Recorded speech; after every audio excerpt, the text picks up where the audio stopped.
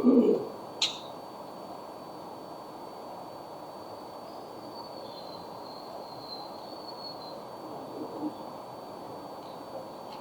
صل على محمد وعلى آل محمد كما صليت على إبراهيم وعلى آل إبراهيم. اللهم بارك على محمد وعلى آل محمد كما باركت على إبراهيم وعلى آل إبراهيم. صلى الله عليه وسلم.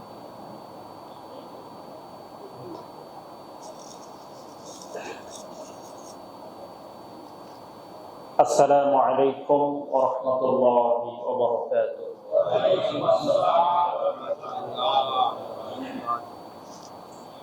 إن الحمد لله نحمده ونستعينه ونستغفره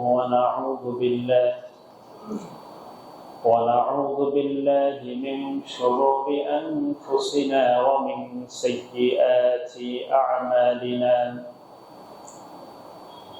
من يهده الله فلا مضل له ومن يضلله فلا هادي له. ونشهد أن لا إله إلا الله وحده لا شريك له. ونشهد أن سيدنا وسندنا ومولانا محمدا عبده ورسوله الذي أرسله بالحق بشيرا ونذيرا وداعيا إلى الله بإذنه وسراجا وقمرا منيرا. أما بعد فقد قال الله تعالى في كلامه المجيد وفي فرقانه الحميد. أعوذ بالله من الشيطان الرجيم. بسم الله الرحمن الرحيم. إن الله وملائكته يصلون على النبي يا أيها الذين آمنوا صلوا عليه وسلموا تسليما. اللهم صل على محمد وعلى آل محمد كما صليت على إبراهيم وعلى آل إبراهيم إنك حميد مجيد. اللهم بارك على محمد وعلى آل محمد كما باركت على إبراهيم وعلى آل إبراهيم إنك حميد مجيد. আল্লাহ রাব্বুল আলামিনের নিকট লক্ষ কোটি শুকরিয়া আদায় করছি, অগণিত শুকরিয়া যে আল্লাহ তাআলা আমাদের সকলকে আজকে গুরুত্বপূর্ণ মুসলিমদের জন্য গুরুত্বপূর্ণ একটি মাস রবিউল আউয়াল মাস, আজকে 9 রবিউল আউয়াল, 29শে ভাদ্র, 13ই সেপ্টেম্বর। আমাদের সকলকে আল্লাহ তাআলা জুমার দিনে বাইতুস সালাহ জামে মসজিদে জুমার সালাত আদায় করবার জন্য আসার তৌফিক দান করেছেন। এই জন্য আল্লাহর নিকট শুকরিয়া আদায় করছি, আলহামদুলিল্লাহ। সম্মানিত উপস্থিতি,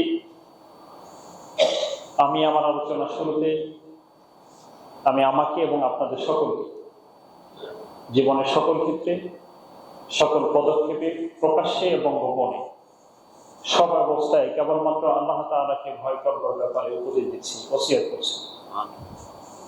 আল্লাহ তাআলা আমাদের সকলকে জীবনের বাকি বাকি জীবনের সকল ক্ষেত্রে শুধু তাকেই আল্লাহ তাআলা আমাদেরকে ভয় করবার তৌফিক দান করুন,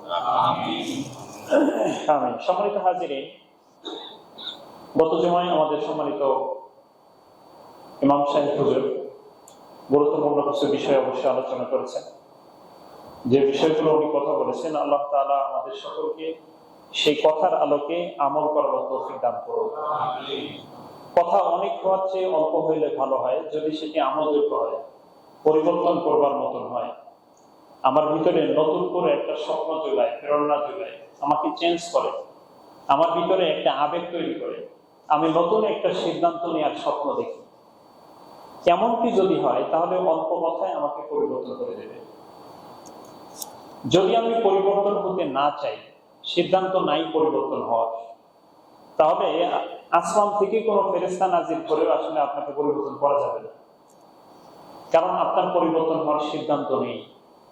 আর আল্লাহ রাব্বুল আলামিনের বক্তব্য হচ্ছে, আল্লাহ তাআলা ততক্ষণ পর্যন্ত কোনো জাতির ভাগ্য পরিবর্তন করেন না যতক্ষণ পর্যন্ত না তারা নিজেদেরকে বদলানোর জন্য, নিজেদেরকে চেঞ্জ করবার জন্য প্রচেষ্টা চালায়।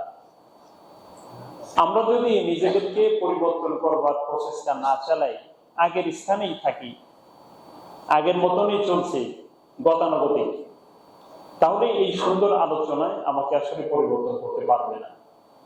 আল্লাহ তাআলা আমাদের সকলকে একটি সুন্দর সিদ্ধান্ত, মনন, চিন্তা, বাস্তব ভিত্তিক পদক্ষেপ গ্রহণ করবার তৌফিক দান করুন। সম্মানিত হাজিরিন, এর আগে আমরা আপনাদের খেদমতে রাসূলুল্লাহ সাল্লাল্লাহু আলাইহি ওয়াসাল্লাম সম্পর্কে কথা বলেছিলাম। সর্বশেষ যেখানে কথা এসে থেমে গিয়েছিল সেটি হচ্ছে কাইফা আনজালাল্লাহু সুবহানাহু ওয়া তাআলা আল-ওয়াহী আলা রাসূলিল্লাহ সাল্লাল্লাহু আলাইহি ওয়াসাল্লাম। রাসূলুল্লাহ সাল্লাল্লাহু আলাইহি ওয়াসাল্লামের উপরে আল্লাহ তাআলা ওহী কিভাবে নাযিল করেছেন তার প্রথম সূত্রপাত, এবং ওহী নাযিল হওয়ার আগে তথা নবী মুহাম্মদ সাল্লাল্লাহু আলাইহি ওয়াসাল্লাম আল্লাহ রাব্বুল আলামিনের পক্ষ থেকে নবী হওয়ার আগে তিনি কি কি পদক্ষেপগুলো গ্রহণ করেছিলেন, এ নিয়ে ছিল আমাদের সর্বশেষ জমার বায়ান বা আলোচনা। সেটি আমাদের কথা ছিল যে পরবর্তী জমায় আমরা আলোচনা করব রাসূলুল্লাহ সাল্লাল্লাহু আলাইহি ওয়াসাল্লাম নবী হওয়ার পরে তার কাজগুলো কিভাবে শুরু করেছিলেন। তো আল্লাহ রাব্বুল আলামিনের শুকরিয়া যে একই সাথে 12 রবিউল আউয়ালের ব্যাপারটা চলে আসছে সামনে, রবিউল আউয়াল মাসও চলে আসছে, আবার আমাদের আলোচনাও চলমান। আমাদের আলোচনা এবং রবিউল আউয়াল মাস একসাথে হওয়ার কারণে আমাদের বিষয়ভিত্তিক আলোচনার সাথে 12 রবিউল আউয়াল বা রবিউল আউয়াল মাসের যে আলোচনাগুলো আমাদের জানার সুযোগ হয় না বা অনেক সময় আমরা জানতে চাই, সেই দুইটি কাজ একই সাথে হয়ে যাচ্ছে, আলহামদুলিল্লাহ। এজন্য আজকে মূলত রাসূলুল্লাহ সাল্লাল্লাহু আলাইহি ওয়াসাল্লামকে নিয়ে রবিউল আউয়াল মাসে আমাদের যে প্রেরণা থাকে, আমাদের যে আগ্রহ থাকে, ঝোঁক প্রবণতা থাকে, তার সম্পর্কে জানবার জন্য সে বিষয়ে অল্প কিছু দৃষ্টি আকর্ষণী আপনাদের সামনে পেশ করব ইনশাআল্লাহ। সুবহানাকা লা ইলমা লানা ইল্লা মা আল্লামতানা ইন্নাকা আনতাল আলিমুল হাকীম। আল্লাহ তাআলা তুমি সত্য যথার্থভাবে তোমার বান্দাদের কাছে পৌঁছানোর তৌফিক দান করো, আমিন। সম্মানিত হাজিরিন, রাসূলুল্লাহ সাল্লাল্লাহু আলাইহি ওয়াসাল্লাম তিনি হচ্ছেন রহমত মিন ইনদিল্লাহ সুবহানাহু ওয়া তাআলা লিন-নাস লিজামি'in নাস লিজামি'il আলামিন। সমস্ত জগতের জন্য রাসূলুল্লাহ সাল্লাল্লাহু আলাইহি ওয়াসাল্লাম হচ্ছেন আল্লাহর পক্ষ থেকে রহমত। এবং এখানে কোনো আলাদা করবার সুযোগ নাই, আলাদা বুঝতে পেরেছেন? যেমন একে বলবার সুযোগ নাই যে রাসূলুল্লাহ সাল্লাল্লাহু আলাইহি ওয়াসাল্লামের এই অংশটা রহমত, এই অংশটা রহমত না, জীবনের এই দিকটি রহমত, এই দিকটি রহমত না, জীবনের এই দিকটিকে গ্রহণ করা যায়, এই দিকটি গ্রহণ না করলেও চলে, এমন কোন ফাঁক আল্লাহ তাআলা রাখেননি। আল্লাহ রাব্বুল আলামিন সুস্পষ্টভাবে রাসূল প্রেরণটাকেই তিনি রহমত হিসেবে ঘোষণা করেছেন, সুবহানাল্লাহ। অর্থাৎ তিনি পুরোটাই রহমত। কথার লেভেল খুব হায়ার, অনেক আলা তবকায় পৌঁছে গেছে। গোটা নবীকেই রহমত বলার অর্থ হলো যে ওনার যে অংশই কোন বান্দা গ্রহণ করবে আল্লাহ তাআলা ওই অংশের মাধ্যমেই বান্দাকে নাজাতের ফয়সালা করে দিবেন। অর্থাৎ তার কোন অংশই বাদ দেওয়ার মতো না। সম্মানিত উপস্থিতি, তো সেই দিকে যাবার আগে আমি চলমান যে বিষয়টি তথা এই রবিউল আউয়াল মাস নিয়ে যে বিষয়গুলো আমাদের জানা দরকার, আমি ধাপে ধাপে কিছু কথা আপনাদের খেদমতে বলবার চেষ্টা করছি। যদিও মাঝখানে গত কয়েকদিন কিছুটা অসুস্থতার রেশ ছিল, এখনো রেশ তার আছে, তো তারপরে আমি আল্লাহর কাছে দোয়া করছি এবং আপনাদের কাছে দোয়া প্রত্যাশা করছি। প্রথমে আমরা একটু জেনে নিব যে এই রবিউল আউয়াল মাস, এ মাস নিয়ে আমরা মুসলিম হিসেবে কি দায়িত্ব আমাদের উপরে বর্তায়। যদিও এই মাসটাই শুধু খাস না যে এই মাসেই যে জানতে হবে, অন্য মাসে আমরা আর কোনো প্রশ্ন রাখবো না, এমনকি নয়। কিন্তু কৌতূহল হচ্ছে যে আমাদের দেশের বাস্তবতায় রবিউল আউয়াল মাস আসলে রাসূলুল্লাহ সাল্লাল্লাহু আলাইহি ওয়াসাল্লামকে জানবার ব্যাপারে মানুষের ভিতরে একটা আগ্রহ তৈরি হয়। এটা আমাদের দেশের একটা সংস্কৃতির অংশ, কালচার, সাকাফার অংশ। এটি ঐতিহ্যগতভাবেই আমাদের দেশে হয়ে আসছে। মানুষ তার সম্পর্কে জানবার চেষ্টা করেন এই মাসটা আসলে। তো কেন, কোন দৃষ্টিকোণ থেকে, আমাদের সবার কাছে এটি পরিষ্কার, তথা আমাদের দেশীয় বাস্তবতায় যে রাসূলুল্লাহ সাল্লাল্লাহু আলাইহি ওয়াসাল্লাম এই রবিউল আউয়াল মাসে এই পৃথিবীতে এসেছেন। আচ্ছা, এখন আমরা একটু সিরাত তথা রাসূলুল্লাহ সাল্লাল্লাহু আলাইহি ওয়াসাল্লামের যে জীবনী গ্রন্থগুলো আছে, এর যতগুলো গ্রন্থ আমার দেখা সুযোগ হয়েছে, সিরাতুর রাহমাতুল লিল আলামিন থেকে শুরু করে সিরাতুল মুস্তাফা ইবনে ইসকান্দালবী, আর রাহিকুল মাখতুম সফিউর রহমান মুবারকপুরী, তারপরে মানবতার বন্ধু মুহাম্মদ সাল্লাল্লাহু আলাইহি ওয়াসাল্লাম নঈম সিদ্দিকীর, আমি যতগুলো কিতাব দেখেছি আমি সেগুলোর আলোকে কয়েকটি কথা আপনাদের সামনে বলবো। প্রথমে হলো মিলাদুর রাসূলিল্লাহ, মিলাদ বা মাউলিদ, একে যে অর্থে বলি সে অর্থ হলো রাসূলুল্লাহ সাল্লাল্লাহু আলাইহি ওয়াসাল্লামের জন্ম। মিলাদ বা মাউলিদ মানে হচ্ছে জন্ম। তো সেখান থেকে আমরা আমাদের দেশের অনেকেই আমরা বলবার চেষ্টা করি যে মিলাদুন নবী সাল্লাল্লাহু আলাইহি ওয়াসাল্লাম। যে মিলাদুন নবী মানে রাসূল সাল্লাল্লাহু আলাইহি ওয়াসাল্লামের জন্ম। কথা বুঝতে পেরেছেন? আচ্ছা, এটার সাথে আরেকটা পরিভাষা আমাদের মাঝে পরিচিত আছে, সেটা হচ্ছে সিরাতুন নবী সাল্লাল্লাহু আলাইহি ওয়াসাল্লাম। মিলাদুন নবী সাল্লাল্লাহু আলাইহি ওয়াসাল্লাম অর্থ হচ্ছে রাসূল সাল্লাল্লাহু আলাইহি ওয়াসাল্লামের জীবন, তার জন্ম সংক্রান্ত ব্যাপার। আর সিরাত মানে হচ্ছে গোটা রাসূল সাল্লাল্লাহু আলাইহি ওয়াসাল্লামের গোটা জিন্দেগি, তার জীবন চরিত্র, তার আদর্শ, তার ক্যারেক্টার কেমন ছিল, তার ফ্যামিলি লাইফ কেমন ছিল, তার ব্যক্তি জীবন কেমন ছিল, তার রাষ্ট্রীয় জীবন কেমন ছিল, বাবা হিসেবে তিনি কেমন ছিলেন, সন্তান হিসেবে তিনি কেমন ছিলেন, শ্বশুর হিসেবে তিনি কেমন ছিলেন, জামাতা হিসেবে তিনি কেমন ছিলেন, নবী হিসেবে কিভাবে ভূমিকা রেখেছেন। অর্থাৎ সিরাতের কথাটা যখন আসে তখন মিলাদ থেকে সিরাতটা আরো ব্যাপক হয়ে যায়। কথা বুঝতে পেরেছেন? উভয়ের মধ্যে কিন্তু কোনো দ্বন্দ্ব নেই। কোনো দ্বন্দ্ব আছে? অনেকে বলে যে আপনারা তো খালি সিরাত পালন করেন, আপনারা তো মিলাদ পালন করেন না। আবার আমরা অনেকে বলে যে আপনারা তো শুধু মিলাদ পালন করেন, সিরাত পালন করেন না। ব্যাপার হচ্ছে এই দুইটির কোনোটি কারোর সাথে সাংঘর্ষিক না। মিলাদুন নবী মানে রাসূল সাল্লাল্লাহু আলাইহি ওয়াসাল্লামের জন্ম সম্পর্কে জানতেই পারেন আপনি, অসুবিধা নেই তো। আবার সিরাতুন নবী রাসূল সাল্লাল্লাহু আলাইহি ওয়াসাল্লামের গোটা জীবন চরিত্র জানতেই পারেন এবং জানতে হবে। সুতরাং উভয়ের মধ্যে কোনো কন্ট্রাডিকশন নাই, কোনো বৈপরীত্য মতবাদ নাই। অসুবিধা হলো কোন ব্যক্তি যদি মিলাদুন নবীকে স্বীকার করে তিনি বলেন সিরাত বলতে কিছুই নাই, তিনি জাহেল। আর কোন ব্যক্তি শুধু সিরাতকে নিয়ে বলেন যে মিলাদুন নবী বলতে আসলে কিছুই নাই, তাইলে তারই বলাটাও সঠিক না।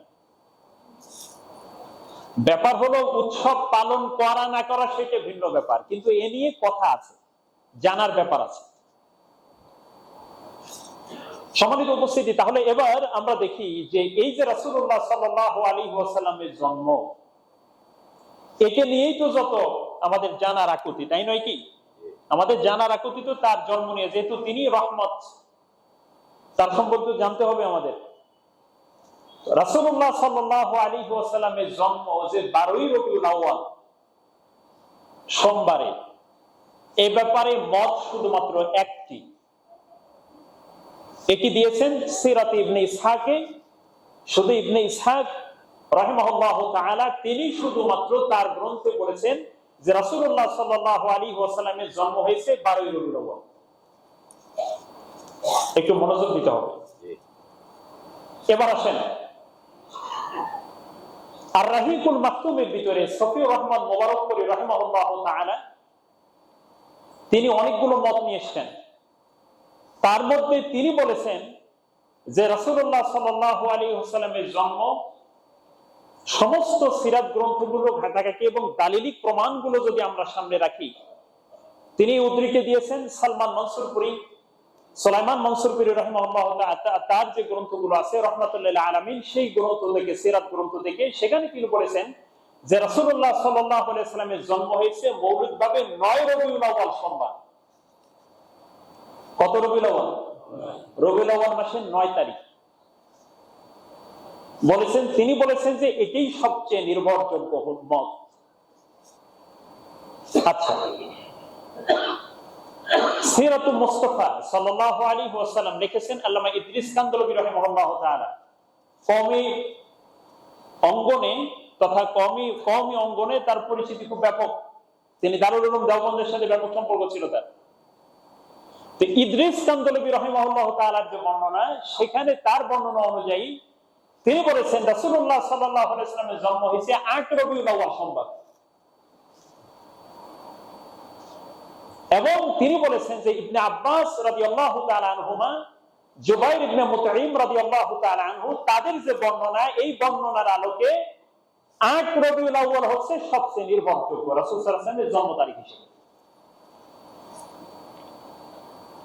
আরেকটি বর্ণনা আমি দেখলাম, সেখানে লিখছে রাসূল সাল্লাল্লাহু আলাইহি ওয়াসাল্লামের জন্ম হয়েছে রমজান মাসে।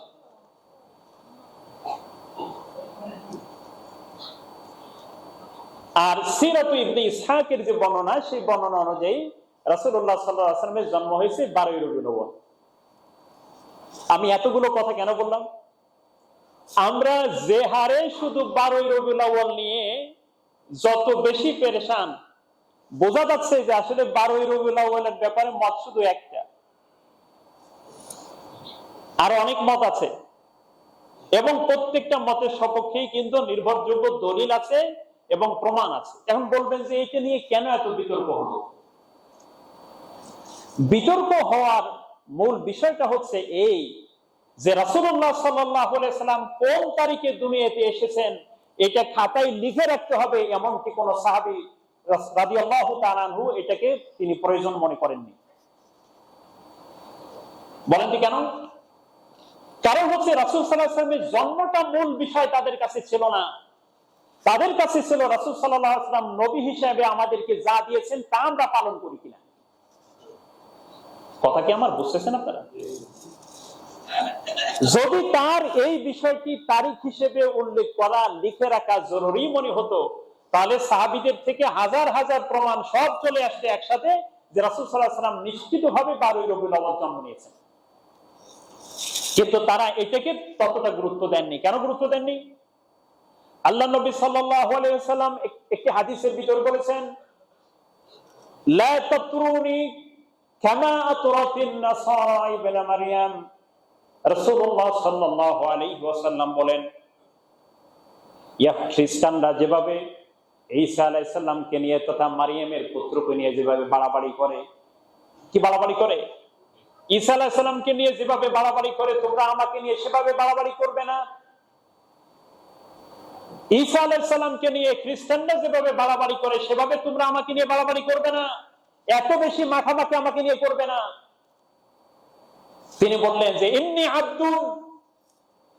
আব্দুল্লাহ, আমি হচ্ছে আল্লাহর বান্দা, আমি হচ্ছে আল্লাহর বান্দা। ইন্নামা আনা আব্দুন, আমি তো একজন বান্দা মাত্র। ফাকুলু, তোমরা বলো আব্দুল্লাহি ওয়া রাসূলুহু, আমাকে তোমরা এটাই সম্বোধন করো যে আমি হচ্ছে আল্লাহর বান্দা এবং তার রাসূল। বলেন যে এটা কেন? এটা ছিল রাসূলুল্লাহ সাল্লাল্লাহু আলাইহি ওয়াসাল্লামের বিনয়ের সর্বোচ্চ নমুনা, তার বিনয়, তার তাওয়াদু, যে তোমরা আমাকে নিয়ে বাড়াবাড়ি করো না। কারণ তোমরা আমাকে নিয়ে বাড়াবাড়ি করে কালকে আমাদের ময়দানে তো তখন এই কথা বলা হবে যে এই উম্মতগুলো বাড়াবাড়ি করেছে আমাকে নিয়ে। বরং তোমরা এতটুকু সন্তুষ্ট থাকো, তোমরা আমি কিন্তু শুধুমাত্র আল্লাহর বান্দা। তোমরা এই কথা বলো যে আমি হচ্ছি আল্লাহর বান্দা এবং তার রাসূল, এটাকে তোমরা বলো। অর্থাৎ আমরা মূলত এটাই বোঝাতে চেয়েছি যে রাসূলুল্লাহ সাল্লাল্লাহু আলাইহি ওয়াসাল্লাম তিনি প্রমাণ করে দিয়ে গেলেন যে আসলে তোমরা তেমন আমাকে নিয়ে বাড়াবাড়ি করবে না যেভাবে খ্রিস্টানরা ঈসা আলাইহিস সালামকে নিয়ে বাড়াবাড়ি করে করতে করতে আল্লাহর কাছে পৌঁছে দিয়ে বলে সে হচ্ছে আল্লাহর পুত্র, নাউজুবিল্লাহ বলেন। এভাবে করতে করতে আমরা মাঝে মাঝে বাড়াবাড়ি করে ফেলি না, আল্লাহর গুণটা রাসূল সাল্লাল্লাহু আলাইহি ওয়াসাল্লামের উপরে আইন সাবিত করে দিই। যে গুণটা মৌলিকভাবে আল্লাহ তাআলার ছিল সেই গুণটা আমরা রাসূল সাল্লাল্লাহু আলাইহি ওয়াসাল্লামের সাথে লাগাই দিচ্ছি। সম্মানিত উপস্থিতি, আমি এই কথাগুলো বলছি, বিচার বোধ নিশ্চয়ই আপনাদের সকলের আছে, আমি কোনো প্রান্তিকতার দিকে যেতে চাচ্ছি না। এই কথা যখন কোনো ব্যক্তি বলে তখন তাকে বলা হবে যে আসলে উনি বাড়াবাড়ি করছেন, উনি রাসূল সাল্লাল্লাহু আলাইহি ওয়াসাল্লামের মহব্বত ওনার ভিতরে নাই, উনি অমক, উনি তমক, এই ধরনের কথা বলা হয়। আমরা সকলে কি আহলুস সুন্নাত ওয়াল জামাতের লোক নই? কথা বলেন, আমরা কি সকলে আহলুস সুন্নাত ওয়াল জামাতের লোক নই? তাহলে এইটা কেন আমাদের, কেন এরকম হবে? বিষয় হচ্ছে আমাদের এটা অজ্ঞতা, না জানা। সম্মানিত উপস্থিতি, এবার আসুন যে রাসূলুল্লাহ সাল্লাল্লাহু আলাইহি ওয়াসাল্লাম সম্পর্কে আমাদের যে দায়িত্বগুলো বর্তায়, আমাদের কি দায়িত্ব বর্তায়? আমাদের কি দায়িত্ব এটি বর্তায় না যে রাসূল সাল্লাল্লাহু আলাইহি ওয়াসাল্লাম যে কাজগুলো তিনি করেছেন, আমাদেরকে করতে বলেছেন, সেগুলো করা? এগুলোই তো আমাদের করতে হবে, এগুলোই তো আমাদের মৌলিক দায়িত্ব। তারপরে কিছু বিষয় একেবারে আমি খাস করে আমরা উপস্থাপন করবার চেষ্টা করব বিশেষভাবে, যে রাসূলুল্লাহ সাল্লাল্লাহু আলাইহি ওয়াসাল্লামের উপরে একজন উম্মত হিসেবে আমার কি কি দায়িত্ব আছে, এটি মোটা দাগে আমরা কয়েকটা পয়েন্ট শেষের দিকে বলবো। এবার আসুন আমরা বাড়াবাড়ির কোন জায়গাটা আসলে মূলত বাড়াবাড়ি করছি খেয়াল করুন। রাসূল সাল্লাল্লাহু আলাইহি ওয়াসাল্লামকে জানার জন্য আলোচনা সভা করা, তাকে জানার জন্য প্রোগ্রাম আদি করা, দোয়ার আয়োজন করা, কোনো অসুবিধা নেই, সমস্যা নেই, জানতেই হবে তার সম্পর্কে। কিন্তু কখন এটা বাড়াবাড়ি পর্যায়ে চলে যায়, গোলু কখন হয়ে যায় যে যেটা রাসূল সাল্লাল্লাহু আলাইহি ওয়াসাল্লাম বললেন যে তোমরা আমাকে নিয়ে তেমন বাড়াবাড়ি করবে না, এটা কখন হয় বাড়াবাড়ি? এই বাড়াবাড়িটা হয় তখন, এবার দেখেন, প্রথমে এই বাড়াবাড়ি কোথায় চলে যায়? তাকে নিয়ে বাড়াবাড়ি করতে করতে চলে যায় জশ্নে জুলুস উদযাপন হয়। জশ্নে জুলুস উদযাপন কেন হয়, কিভাবে হলো? রাসূল সাল্লাল্লাহু আলাইহি ওয়াসাল্লামকে তারা সম্মান দেয়, কিভাবে দেয়? একটা ধরেন একটা আকৃতির কিছু একটা বানালো, ধারণা করা হলো এখানে রাসূল সাল্লাল্লাহু আলাইহি ওয়াসাল্লাম আছেন, বাস এবার আমরা সবাই তারে নিয়ে মিছিল করলাম। কি হলো বুঝলাম না, এটি কি বনী ইসরাইলের এই চরিত্র কিভাবে আসলো? আচ্ছা, আমি কিন্তু, আপনারা নিশ্চয়ই বোদ্ধা শ্রোতা, আপনারা অত্যন্ত সচেতন মানুষ এবং খুবই জাজমেন্ট, বিচার বোধ আপনাদের ভিতরে খুব মারাত্মক, আমি আশা করছি। এবং এখানে কোনো পয়েন্ট এর বাইরে এখানে আমরা যেতেও চাই না, যথাসম্ভব চেষ্টা করছি। সুতরাং নিশ্চয়ই আপনাদের বিচার বোধ অত্যন্ত প্রখর, সেই আলোকে আপনারা চিন্তা করবেন। আমি কোনো প্রান্তিকতায় যেতে চাচ্ছি না, আল্লাহ তাআলা ক্ষমা করুন। দেখুন, দ্বিতীয় যে পর্যায়, সে পর্যায়টা হচ্ছে আল্লাহ রাব্বুল আলামিনের জন্য যে গুণগুলো নির্দিষ্ট, সেই গুণগুলো রাসূলকে দিয়ে দিচ্ছি। কিভাবে দেখেন, বাড়াবাড়ি করতে করতে। হ্যাঁ, আমরা রাসূল সাল্লাল্লাহু আলাইহি ওয়াসাল্লামকে সেই গুণগুলোই দিতে পারবো যে গুণগুলো আল্লাহ তাআলা তাকে দিয়েছেন বা দিতে বলেছেন, এর বাইরে কি দিতে পারবো? পারবো না তা দিতে। যেমন সূরাতুল তাওবা 9 নম্বর সূরার শেষে যে আয়াতগুলো আমরা বলেছি, হারিসুন আলাইকুম বিল মুমিনিনা রাউফুর রহিম।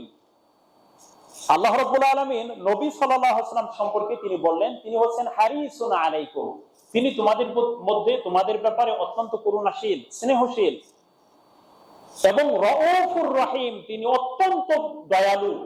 এই গুণটি আল্লাহ তাআলা নবীর ব্যাপারে তিনি ঘোষণা করেছেন, তা আমাদের বলতে তো সমস্যা নেই।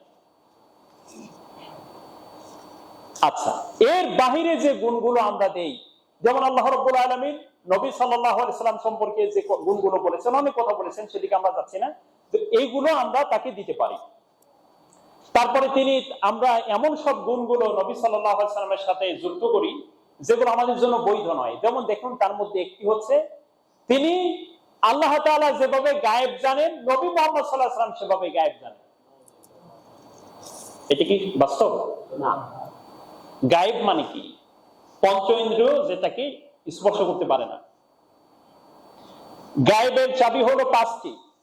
এখানে এই পয়েন্টের সাথে সবচেয়ে বড় দলিল হচ্ছে আল্লাহ রাব্বুল আলামিন তার রাসূলকে বলেছেন যে তুমি বলে দাও আমি গায়েব জানি না, আমি গায়েব জানি না, আমি অদৃশ্যের খবর আমি জানি না, হে নবী তুমি মানুষকে জানিয়ে দাও। ওয়ালাউ কুনতু আ'লামুল গায়ব লাস্তাকফারতু মিনাল খায়রি ওয়া মা মাসসানিয়াস সূ। রাসূল সাল্লাল্লাহু আলাইহি ওয়াসাল্লামকে আল্লাহ তাআলা বলেছেন, তুমি জানিয়ে দাও আমি গায়েব জানি না। যদি আমি গায়েব জানতাম, যদি আমি অদৃশ্যের খবর জানতাম, সমস্ত কল্যাণ আমাকে স্পর্শ করত, অকল্যাণ কখনোই আমাকে স্পর্শ করত না। আমার জীবনে অকল্যাণ কখনো নেমে আসতো না। আমি আসলে গায়েব জানি না। হ্যাঁ, কতটুকু জানি, যতটুকু আল্লাহ আমাকে জানিয়েছেন। বাস, কথা কি বুঝতে পেরেছেন? যেমন রাসূল সাল্লাল্লাহু আলাইহি ওয়াসাল্লাম মদিনাতে আছেন, একটা যুদ্ধে কিছু সাহাবীকে পাঠিয়েছেন, তারা একের পর এক শহীদ হয়ে যাচ্ছেন। রাসূল সাল্লাল্লাহু আলাইহি ওয়াসাল্লামের কাছে কোনো তথ্য নাই। ওই সাহাবীরা সেখান থেকে বললেন সম্ভবত রাজির ঘটনায় অথবা বীর মাওনার ঘটনায়। তারা বললেন আল্লাহর কাছে, আল্লাহ আমরা এখানে পৌঁছেছি, রাসূল আমাদেরকে পাঠিয়েছেন সাল্লাল্লাহু আলাইহি ওয়াসাল্লাম, তুমি আমরা যে এখানে বিপদগ্রস্ত হয়ে পড়েছি এই নিউজটা তুমি রাসূলের কাছে পৌঁছে দাও। রাসূল সাল্লাল্লাহু আলাইহি ওয়াসাল্লাম তাকিয়ে তাকিয়ে বললেন যে এই তারা বিপদে পড়েছে। আল্লাহ তাদেরকে জানিয়ে, আল্লাহ রাসূলকে জানিয়ে দিয়েছে। এখন রাসূল সাল্লাল্লাহু আলাইহি ওয়াসাল্লাম ততটুকু জানেন যতটুকু আল্লাহ জানিয়েছেন। যদি আল্লাহ তাআলা কাউকে জানিয়ে দেন তাকে তো গায়েব বলে না। তাকে গায়েব বলা হয় কিভাবে? তাকে গায়েব কিভাবে বলে? গায়েব তো হচ্ছে কেউ বলবে না, আমি এমনিই জানি। আল্লাহ তাকে ওহীর মাধ্যমে যেটা জানিয়ে দিয়েছেন সেটাকে গায়েব বলা হয় না। এ সম্পর্কে অনেকগুলো কথা আছে। সূরা লুকমানের শেষের দিকে একটা আয়াত আছে, সেখানে আল্লাহ রাব্বুল আলামিন বলেছেন ইন্নাল্লাহা ইনদাহু ইলমুস সাআ, আল্লাহ রাব্বুল আলামিনের কাছে রয়েছে কিয়ামতের জ্ঞান। ইন্নাল্লাহা ইনদাহু ইলমুস সাআতি ওয়া ইউনাজ্জিলুল গায়স, তিনি বৃষ্টি বর্ষণ করেন। ওয়া মা তাদরি নাফসুম মাযা তাকসিবু গাদা ওয়া ইউনাজ্জিলুল গায়সা ওয়া ইয়ালামু মা ফিল আরহাম, তিনি জানেন যে মায়ের রেহেমের ভিতরে, মায়ের জরায়ুর মধ্যে কি আছে, কোন ভ্রূণে সন্তান হবে, কোন ভ্রূণে সন্তান হয় না, সেটা আল্লাহ তাআলা জানেন। ওয়া মা তাদরি নাফসুম মাযা তাকসিবু গাদা, আগামীকাল কি হবে সেটা আল্লাহ ছাড়া আর কেউ বলতে পারে না। ওয়া মা তাদরি নাফসুম বিআইয়ি আরদিন তামুত, একজন ব্যক্তি বলতে পারবে না সে কোন জমিনে মৃত্যুবরণ করবে। এই পাঁচটাকে বলা হয় গায়বের চাবি, এটা আল্লাহ ছাড়া আর কেউ জানে না। এই পাঁচটাকে গায়বের চাবি বলা হয়। তার মধ্যে একটা হলো কিয়ামত কখন হবে, বৃষ্টি কখন বর্ষণ হবে, আগামীকাল কি হবে, মায়ের পেটে কি আছে, আর কোন ব্যক্তি কোথায় মৃত্যুবরণ করবে। এই পাঁচটি শুধু আল্লাহ ছাড়া পৃথিবীর কারো জানার কোনো সুযোগ নেই। এটাকে গায়বের চাবি বলা হয়। এটা কোরআনের বক্তব্য। এখন এই গায়বের এই গুণ যদি আমরা নবীর সাথে যুক্ত করে দেই তাহলে তো হলো না। এটা তো আল্লাহর গুণ আমরা মানুষকে দিয়ে দিলাম। কথা আপনারা বুঝতেছেন? আচ্ছা, তাহলে এটি আমাদের কাছে নিশ্চয়ই পরিষ্কার হয়ে গেল যে আসলে গায়বের খবর জানেন কে? নবী ততটুকু জানেন যতটুকু আল্লাহ তাকে জানিয়েছে। এ সম্পর্কে বক্তব্য আছে সূরাতুল জিনের মধ্যে, ইল্লা মানিল তাযামির রাসূলিন ফাইন্নাহু ইয়াসলুকু মিন বাইনি ইয়াদাইহি ওয়া মিন খালফিহি রাসাদা। এখন এটা তো আল্লাহ তাআলা তাকে না জানালে রাসূল জানবে কি করে? কথা আছে, সেজন্য ওইদিকে আমরা যাচ্ছি না, শুধুমাত্র মূল কথাগুলো বলছি। গায়বের গুণটা আমরা শুধু আল্লাহর সাথেই যুক্ত করব, আর কারোর সাথে যুক্ত করব না। তারপরে আসেন, তিনি সব স্থানে হাজির হন। আচ্ছা, সব স্থান দেখেন, সব সম্পর্কে জানেন কে? নাকি আর কোন ব্যক্তি? আর কোন ব্যক্তি জানার সুযোগ আছে? তিনি তো শুধু জানেন। উপস্থিত হওয়ার বিষয়টি সেটি তার কাছে। হ্যাঁ, আমরা কি করলাম, আমরা কেউ তারা বলে যে আল্লাহ রাব্বুল আলামিন যেভাবে সব স্থানের খোঁজ খবর রাখেন, নবী সাল্লাল্লাহু আলাইহি ওয়াসাল্লাম সব স্থানের খোঁজ খবর রাখতে পারেন। তাতে দুনিয়া চালানোর জন্য আল্লাহ তাআলা দরকার নেই। মারাত্মক জাহালাত তারা বলেন যে, আমি কিন্তু বলছি না সবাই বলেন, কিছু মানুষের ধারণাটা ভাঙার জন্যই তো এটা করছি আমি। আপনারা চিন্তা করবেন যে আল্লাহ রাব্বুল আলামিন উপরে আসমানের যে বিষয়গুলো আছে সেগুলো আল্লাহ তাআলা চালান, আর জমিনের যে বিষয়গুলো এগুলো নবীদেরকে আল্লাহ দায়িত্ব দিয়ে দিয়েছেন। নাউযুবিল্লাহ বলবেন না? এই সেন্স থেকে আবার কেউ বলে যে নবীদের অবর্তমানে যারা ওলি আল্লাহ আছে তারা আবার অঞ্চল ভিত্তিক দায়িত্ব ভাগ করে পালন করে। বুঝতে পারছেন? মানে জাহেল, মূর্খ, আমি তাদেরকে মূর্খ বলবো না, তারা জানে না, এই আর কি। কেমন অবাস্তব কথা বলেন এগুলো বলে। এখন বলবেন হ্যাঁ, এটা বিষয় হচ্ছে আল্লাহ রাসূল সাল্লাল্লাহু আলাইহি সাল্লাম সব জায়গায় উপস্থিত হয়ে আপনার কাছ থেকে দুরূদ রিসিভ করা লাগে নাকি? ইমাম সাহেব যদি বাড়ি বাড়ি যায় বেতন কালেকশন করা লাগে, এটাই সম্মান বেশি, না তাকে মসজিদে হাদিয়াটা দিয়ে দিলে